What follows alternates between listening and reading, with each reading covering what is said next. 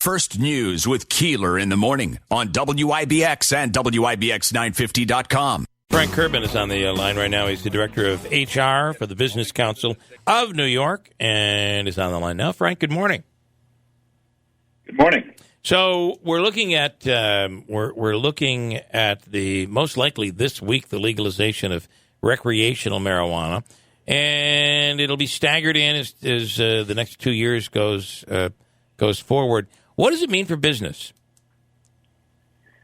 Well, what it means is we're going to be able to treat cannabis like we treat alcohol. There was a lot of concern when this whole process started that a lot of the language in the earlier bills was sort of creating a protected class for cannabis users. And employers didn't want that. We wanted to treat cannabis just like the other legal intoxicant, alcohol, and be able to make sure we have a work environment free from impaired employees. We don't care what you do on your own time, but you can never be impaired on the workplace for safety reasons, for productivity reasons. We just wanted to make sure the employers' rights were protected in that sense. How are we handling the issue of the fact that marijuana is detectable in a person's system? What is it? 30 days out? I don't know. I don't know what it is. But whereas that is not the same with alcohol. You could have a drink the night before and you're perfectly fine to be working. But with cannabis, there's in some places you could be fired or suspended if there's a drug test done. How do you see that moving forward? Well, and that's really one of the core issues here is that the legalization effort has really gotten ahead of the technology. Yeah. We're all comfortable with breathalyzers and the .08 number and all that with alcohol, but there's no comparable technology or number for cannabis. And you're right. If someone were to use cannabis today, the metabolites can stay in your system for weeks. And there was a lot of discussion about, well, let's test for certain active ingredients of THC, the hallucinogenic part of cannabis. Right. And then it got too complicated. So what we were able to do was to say, look, based on certain articulable symptoms, that's the phrase you'll see in the statute. Mm-hmm. That means as an employer, if I see you're slurring your speech, your physical dexterity is off, your demeanor is irrational or unusual, I can step in without having to do testing and take adverse employment action if I need to, get you the help you need, do some corrective action, or if you're putting someone else at risk, maybe you even terminate someone who's impaired on the job. Well, so let me ask you this. If I come in here drunk, they'll smell it on me. There'll be some slurring of my words. If I came in here smoking a joint, I wouldn't necessarily slur my words. You probably would smell it on me, right? Pot's a very potent smell. So let me ask you this. What gets backed up? Let's say an employer observes somebody who that they believe is high. Is it just the observation, or is that then followed up with a drug test? And then once you get to that point, we tested your urine or your blood or your hair, and you did have marijuana in your system within the last 30 days. But then you say, well, you know what? It wasn't that Monday morning that you said I came in high. It was actually the Friday night before when I was on my own time, which would be legal. It would be on my own time, on my own property. Do you understand what I'm outlining here? How do you split hairs here? Yeah, you're right. And you actually won't be able to smell cannabis because a lot of cannabis will be ingested through edibles and other forms that's a good point too. Going forward. So we won't have the smell necessarily to help employers. And employers are going to have to get good at looking for signs of impairment. Once we identify those signs of impairment, then you could, and we encourage employers to have a policy on this. What kind of drug-free workplace policy do you want to have? Get a policy communicated to employees and let them know that if we observe impairment, we're going to be testing you. And we'll be testing you for the active ingredients of THC, not for metabolites. If you have a workplace accident, you're driving a forklift and you injure a coworker or create a lot of damage or you injure yourself, you're likely to be tested. We want to make sure employees understand the policy of what you're going to do. But yeah, you can back this up on testing. What was important, though, was to give employers the flexibility. Not every employer has the ability or wherewithal to have established testing protocols in place. We wanted to give employers the opportunity who want to have a drug-free workplace to be able to do so. And the language that ends up in the final bill here, we think, does that. What it did is it amended a labor law that was already in place that prevents discrimination based on your outside activities, like and your legal consumable products like alcohol and tobacco. And it just added cannabis to that list in a sense. Let me ask you this as well. There's so many jobs that if you applied for them today, you got to pass a drug test. And if again, urine, blood, or hair, if there's marijuana in there, you're not going to get the job. How does that change going forward? Will that requirement you have to pass a drug test, but no longer marijuana would make you fail a test? And does that even include positions like, like for instance, DOT, you're operating heavy equipment, all these National different Grid, truck drivers. Sure. Exactly. Can you talk about that?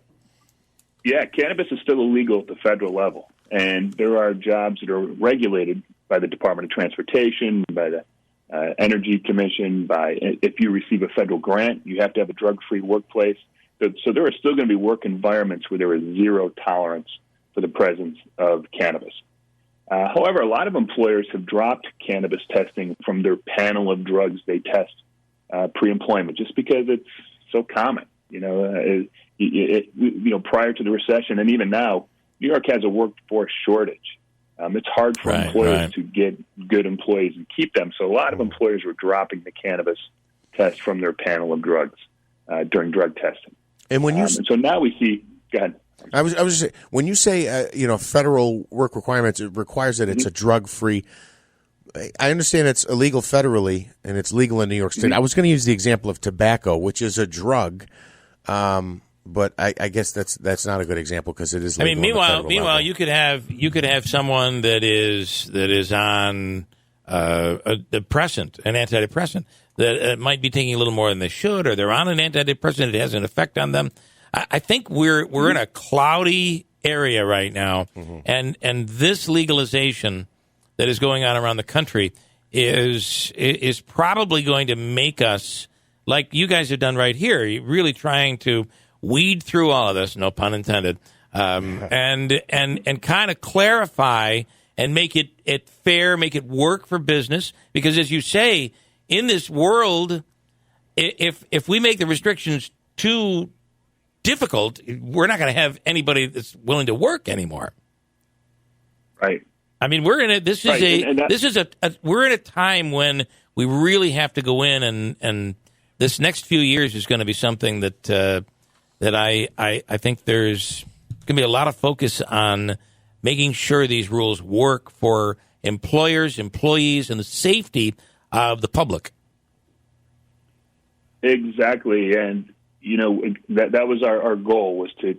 Some employers are going to want a strict drug-free workplace, right. Either because it's required by federal law or by some grant. Other employers are going to be a little more lax, and a little more tolerant of use and the presence of impairment. But that should be an employer's choice. Albany tends to try lately impose a lot of restrictions on employers, taking away a lot of choice that employers can make. We wanted to ensure that this was something that each employer could determine what was best for them. Yeah. It's a crazy world that we live in. Like, you could literally make a case for the guy or the woman that went out the night before, stayed out too late, drank too much, had a cloudy head the next day, a headache because of it, hangover, what have you, and is not a productive employee and may be a risk and it may not be as sharp. I mean, I know it sounds like I'm being ridiculous, but when you really think about it, we live in a world of double standards, I think. And we combine this with New York State's scaffold law. I'm going to go off on a little tangent here, but New York has a law that says employers are 100% liable for any gravity-related injury in construction. It's the only state in the country, only place in the world that has this law. You could have employees who come to work impaired, disregard all the safety equipment, fall or have an injury at work as a result of that, and the employer is 100% liable. So, we have a real difficult situation for employers here already in New York State. We think this is a good idea, by the way, a good time to maybe look at the scaffold law and get some sort of comparative liability in that. But, employers are under a crunch here in determining which of their employees are working safely. And at the end of the day, when you look at this, it just shows you how complex. It's not just as simple as saying we're legalizing, although many states have done that. how complex this is for so many different industries and for police officers, companies, etc. So I think it's going to be very interesting to see how this progresses. One final question? Do you have any idea? And I've been trying to read through this, and I can't seem to come up with the answer. So if this gets signed into law this week, what happens then? Does any part of it become legal? Does any part of, or is it going to take 2 years for this to end up being enacted? Yeah, you're right. It's very confusing. It does say the act takes effect immediately, however, and then it lists a long list of sections that take effect at different dates. Yep. For example, the labor law provisions we talked about are 6 months after the Cannabis Control Board has been appointed. So we don't know when that is, right? It could be appointed Friday. It could be appointed 2 months from now. Right. So there are different provisions. Some of the tax provisions take effect April 1st, 2022. So it is an evolving process. We won't know until the bureaucracy that the state is setting up around the cannabis industry is established. My guess is the governor wants to get the tax dollars rolling in as soon as possible.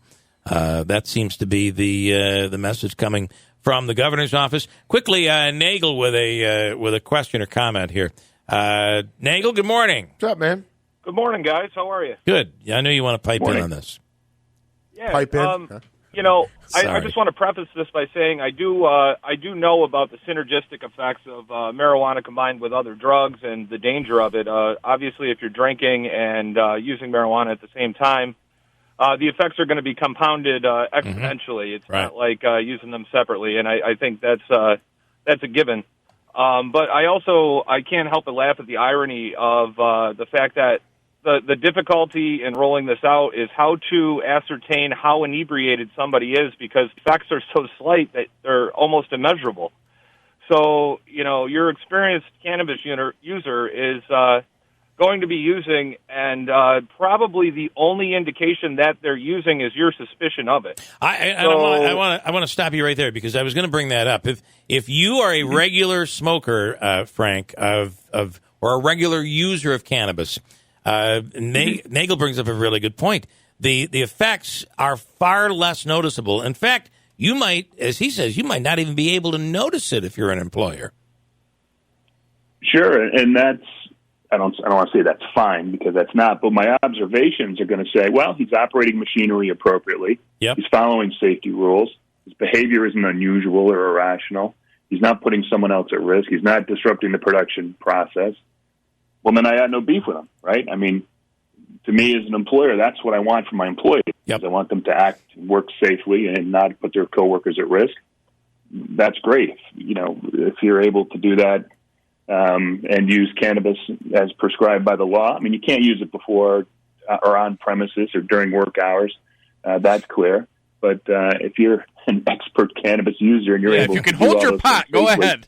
And my guess is, and actually it's the same thing with alcohol. Yeah. I believe I saw him have 6 shots. He didn't even look drunk. Correct. Now a police officer will say they can look in your eyes and they will tell you they totally know. I'm not sure the same with pot. Nagel, anything else you want to add to that? Well, certainly, and I do believe that employers naturally should have the discretion. If you're operating heavy machinery or working in delicate situations where cannabis use would be dangerous, obviously there needs to be protocols in place. But my question is, the slippery slope of this is, if the effects of cannabis use are so imperceivable in certain people that the only indication is your suspicion of use, that can be used against a person. So say I am a heavy equipment operator and I use cannabis recreationally on my own time. There is no current test to prove. I shouldn't have to prove my innocence of using or not using on the job if there's no way to test for it. So I think that there's going to be a lot of legal battles for this. Yeah. Should somebody lose their job for using recreationally on their own time, until there is a definitive answer as to whether or not you're intoxicated in the workplace. So good luck to everybody out there. I don't know what to tell you. All right, Nagel, I'm going to hang up on you, and I just want to have Frank comment on that. But then add in one more element of this. is, remember, it's still not legal federally. Correct. That is a very important point here. Correct, and there are a lot of industries regulated by federal law in that regard. Yeah. But he's right. I mean, we still litigate alcohol cases in human resource and labor law, right? I mean, employees will come to work and someone gets fired and they say, I wasn't drunk, it just smelled from the night before. Mm-hmm. I mean, it's litigated. The law says we can't discriminate based on the legal use of cannabis, and you're right, that's always going to be subject to interpretation. You know, and we litigate everything in this country forever and ever, and I can imagine we'll be seeing a lot of that with cannabis going forward. All right, Frank, I appreciate the time. It's going to be interesting to see how this whole thing rolls out. It can roll out one way in places you use like another pun. Sorry, that's like my fifth, isn't it? We can watch it progress in places like Colorado. But we're progressing in New York. We're special in New York. Very slowly. If we can find a way to thicken the mud a little bit here, we're going to do it. Okay. Thank you, Frank. I appreciate it. All right. Thank you. I spent all my time trying not to use another cliche or another pun, and came up with thicken the mud. That's all I could come up with. We'll thicken the mud around here. Well, you used rolling a couple times. Mm-hmm. You also used something about a pipe. There was pipe, Pipe in, yeah. roll out. Pipe in. Nagel wants to pipe in. Well, that's the pot calling the kettle marijuana. You know that old cliche. Oh, yeah, my favorite. All right, got a break.